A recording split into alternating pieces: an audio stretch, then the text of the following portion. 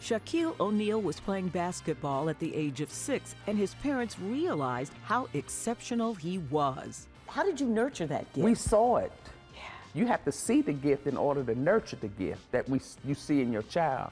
We saw that gift, and we had been training him from the time he was 6. So we saw what it could be, what it could become, and compared that or coupled that with the dream that he had for himself, because he had to do the work. We could say, oh, you this, you that, you're good. We knew how good he was, but he had to know how good he was. That's how you nurture the gift.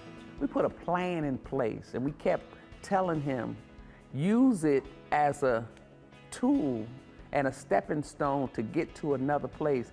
He mentioned he wanted to play professional basketball. And so we said, okay, if you do this, you do this. We taught him what it means to be a student athlete. Because you can play basketball, but it's important that your grades are kept up. We had a rule in our house, no pass, no play. You don't get those grades and pass those different courses, you're not playing any basketball. But it worked for us as a family. But we kept telling him, you are a leader. You have been set up by God. When they look at you, you give them something positive to look at. We kept encouraging him, all of our kids.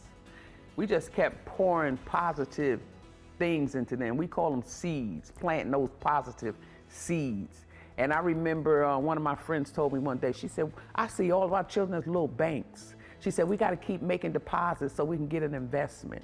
And I tell people today, pour into your child, because one day you will get a return on your investment. So when he decided that he wanted to quit school and go to the NBA, what was your reaction? No, you're not. I told him, no, you're not quitting school. You got to finish. College is 4 years. That's the minimum. And he said, Mommy, it's time. He kept thinking basketball. I'm thinking education. I said, you're not finished with that. But we made a deal now. We made a deal. I said, I will go along with what you want to do if you promise to go back and finish school. And he stuck to that promise, and he did. He went back, he finished. And then I'm happy because he didn't quit after the 4 years. He kept going. He has 2 more degrees over and above that first degree. I'm so happy for him. His name is Dr. Shaquille O'Neal. He's a brother with a PhD. How about that? Mama is proud. I'm so proud. So you know, today's parents often act more like their children's friend than their parent. How do you make sure you don't become that friend? Or is there a time in your child's life where you become a friend? You're never going to be their friend. You can be friendly, but you should not put yourself in a place where you're going to be their friend, per se. I talked to the mothers of the NBA, the mothers of professional basketball players, and I told them, I said, you should stop trying to be your son's girlfriend. I said, you have to respect the place that you're in. You're the mother, and whoever comes into their lives, they have to respect you as the mother, but you have to know your place, and we have to learn our place. We're parents, we're mothers, we're fathers, we're not friends. How can you be a friend and discipline your child? That's not gonna work. So you have to know what works. Parent.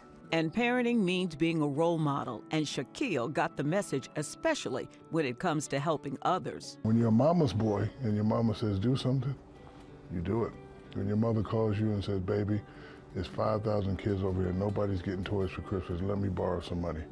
Your response should be, no, mommy, I'll take care of it, and buy toys for all the kids that were not receiving gifts, and that's how you have Santa Claus. When your mommy calls you and says, baby, I'm going to the homeless shelter, you know, to feed some of the Thanksgiving, your response should be, no, mommy, I'll take care of it, and we feed all the people, all the homeless people, stuff that we would eat. That's called Shacksgiving. When your mom said, baby, you should do more in the community, and you see me do all this stuff in the community, your response should be, yes, mommy, I will take care of it. Now, I believe that we've been blessed to bless other people. You see all these material things, and you know, you have maybe a bank account with a little bit of change in it. You have 2 cars, you can only drive one at a time, but all of these extra things, when we leave here, none of this is going with us. And I want to leave like this, empty, with nothing. I want to give it. It's just natural for me to give. It's natural for our family to just give. That's how we were raised. It's just in us to give. I love being able to give. Mommy, every day is Mother's Day when it comes to me and you, but happy Mother's Day. And remember, you can have whatever you want. I love you.